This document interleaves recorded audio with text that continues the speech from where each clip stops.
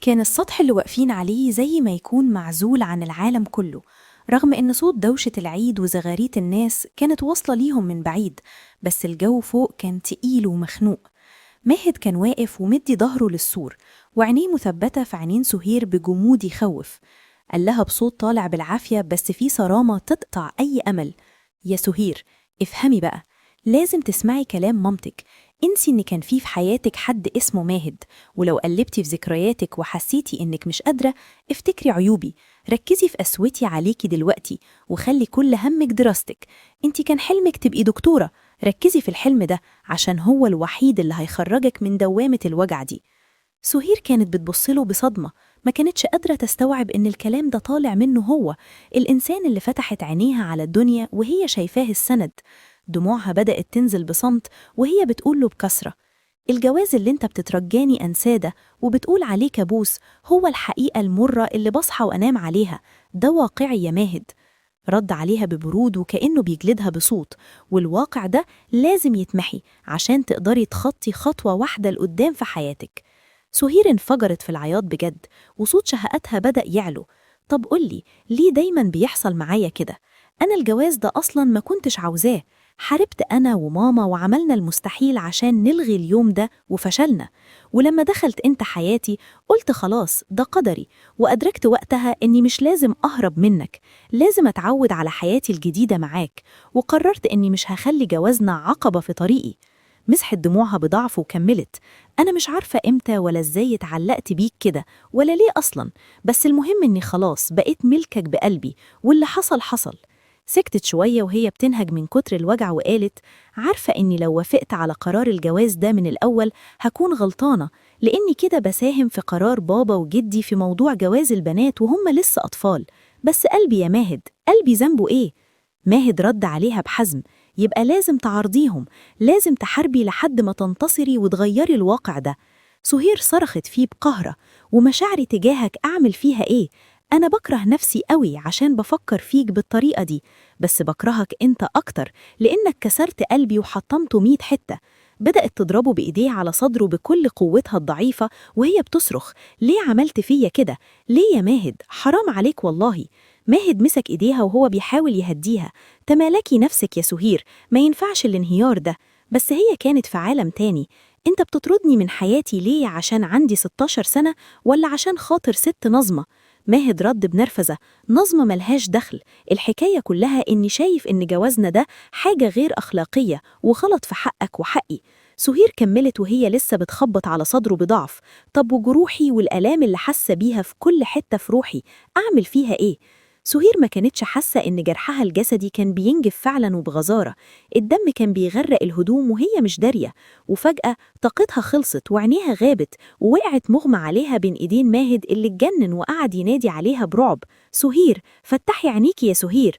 في نفس اللحظات دي وتحت في ساحة المزار كان حيدر ابن حسنة واقف بضحكته المعهودة بيعمل غزل بنات ويوزعه على الأطفال كعيدية وفرحة منه ليهم. في الناحية التانية كانت كوثر بتلف زي المجنونة، القلق كان واكل قلبها وهي بتدور على بنتها سهير في كل شبر. ومن ورا الشجر كان بيرفيز مراقبها، كان متخفي تحت شايلة عشان محدش يعرفه. بيرفيز كان شايل حقد كبير وبدأ يرمي كرات صغيرة تحت رجلين كوثر عشان تتزحلق وتقع. بس حيدر بلمح البصر شاف الحركة دي وجري ونط ولحق كوثر قبل ما تلمس الأرض. بس للأسف نظمة اللي كانت قريبة منهم هي اللي اتكعبلت ووقعت وقعة وحشة. بيرفيز برطم في سره بغيظ: يا بنت المحظوظة يا كوثر، دايما بتفلتي من تحت إيدي. حيدر أول ما شاف بيرفيز وهو بيحاول يتسحب شاور عليه وصرخ في الناس: امسكوه، هو اللي عمل كده. بيرفيز بخبث شديد خلع الشال ووقف كأنه زبون بيشتري حاجة، وبدأ يجري مع الناس اللي بتطارد المجرم عشان يوهمهم إنه واحد منهم، وقدر يهرب وسط الزحمة. فوق السطح ماهد كان في قمة توتره، نيم سهير على الأرض براحة وطلع قماشة وبدأ يربط جرحها وهو إيديه بتترعش من الخوف: يا رب استرها، فتحي عينيكي يا سهير. سهير بدأت تفتح عينيها ببطء شديد وقالت بوشوشة: عيد سعيد يا ماهد. ماهد رد بمرارة وهو بيحبس دموعه: عيد إيه بس؟ هي فين الفرحة دي اللي تهنيني بيها وانتي في الحالة دي؟ سهير عاتبته بضعف: ردك غلط، لازم ترد التهنئة، يمكن ما يعيش ليا العمر للعيد الجاي عشان أهنيك تاني. ماهد صرخ بخوف: بلاش الكلام ده، ما تفوليش على نفسك، أنا أوعدك إنك هتحضري أعياد كتير وجاية.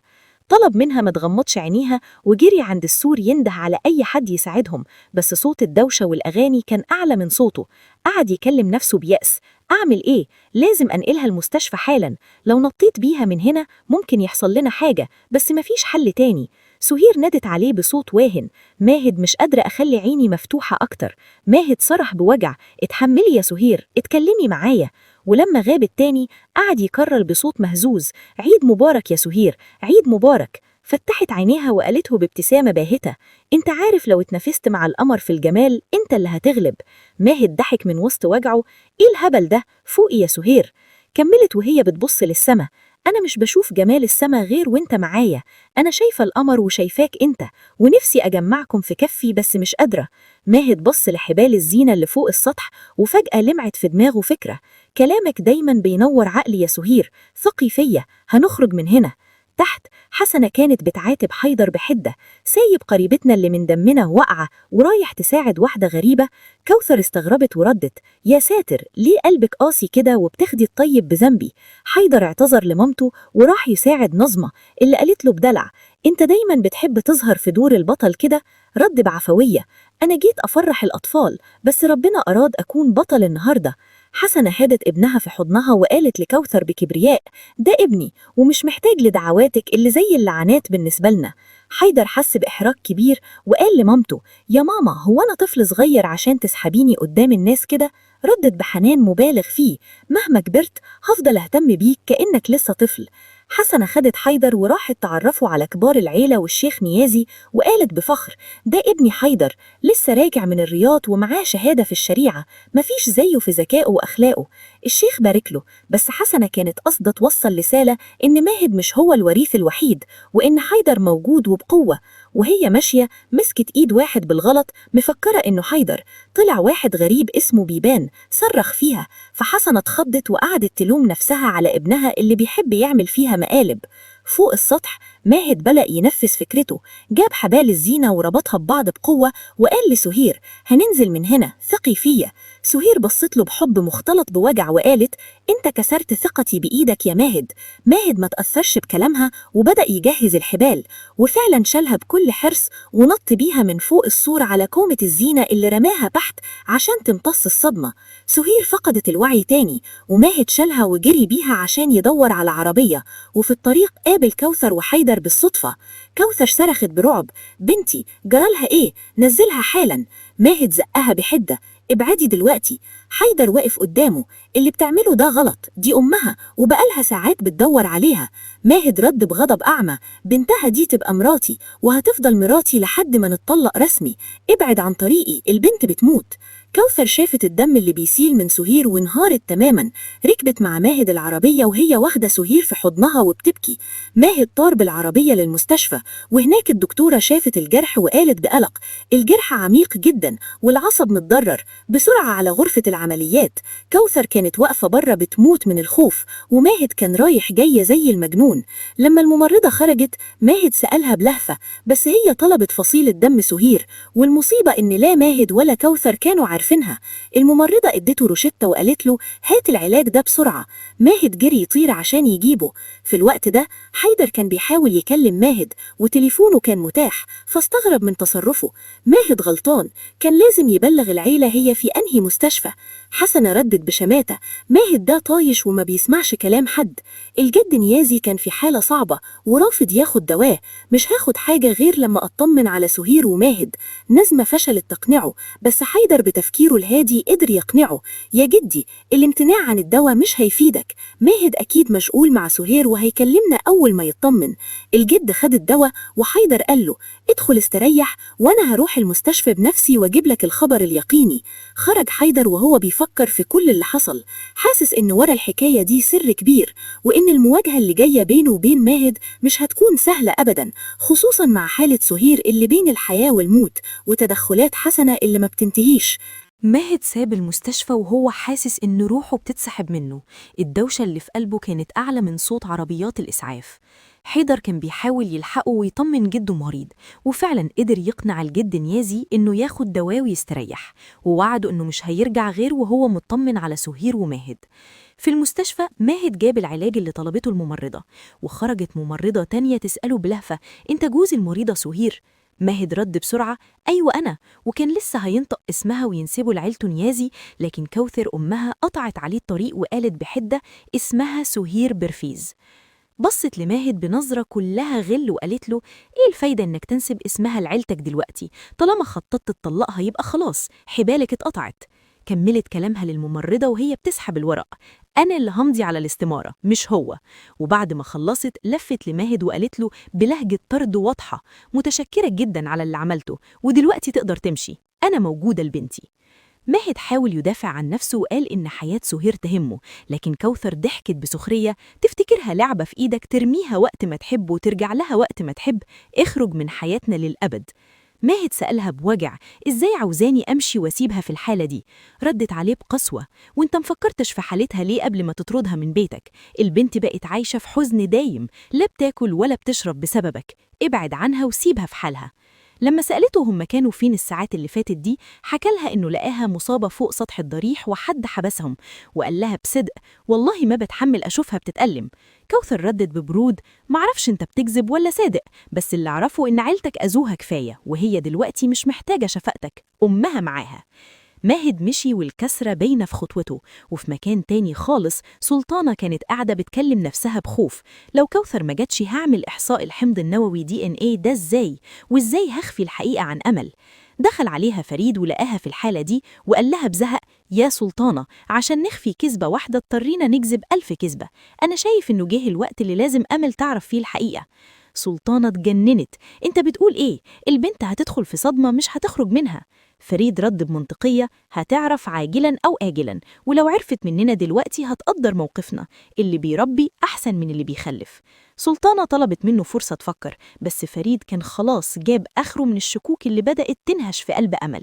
في قصر نيازي حسنة كانت بتبرطم بكلام مسموم: سهير دي عاملة زي الشبح ب7 أرواح، مش عارفين نخلص منها لو هي هنا ولو هي بعيد. حيدر نزل وهو بيستعد يخرج يدور على ماهد، وفجأة لقى ماهد داخل من الباب وشكله يقطع القلب. حيدر جري عليه: يا أخي حرام عليك، كنت فين؟ موتنا من القلق، هي سهير كويسة؟ ماهد رد بلهجة يائسة: لا مش كويسة خالص، ومامتها معاها، خلاص مفيش حد محتاج لي في الدنيا دي. وهو طالع أوضته لمح نظمة واقفة قدام المراية وبتضحك بانتصار. ماهد حس إن دمه بيفور، وقف قدامها وقال لها بغل: بتضحكي ليه؟